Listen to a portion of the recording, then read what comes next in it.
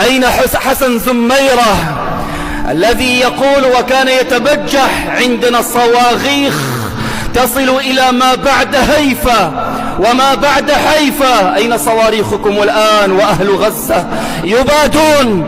الحوثيون البارحة ماذا يقولون؟ لو كنا قريبين من أهل غزة لنصرناهم، وهم يتباكون. الأفاعي السامة أعداء الله صواريخهم كانت تقصف منتصف الرياض، كانت تصل إلى الرياض. الآن قال لو كنا قريبين لكنا نصرناهم.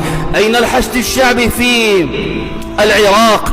ما يسمونه الحشد المقدس، هذا الحشد الذي أنشئ لقتل السنة.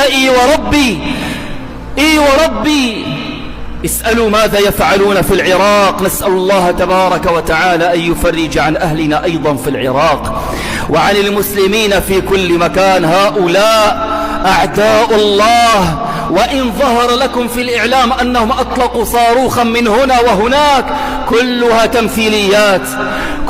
تمثيليات، وهم يقاتلون نيابة عن أمريكا وعن اليهود في المنطقة. دمروا العراق، دمروا سوريا، دمروا اليمن، دمروا لبنان، ما حلوا في منطقة إلا دمروها.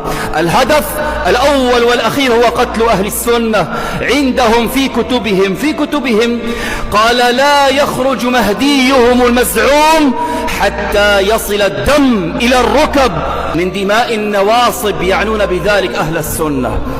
هم ينشئون جيشا الآن باعتراف أحد معمميهم لغزو الكعبة، لغزو مكة.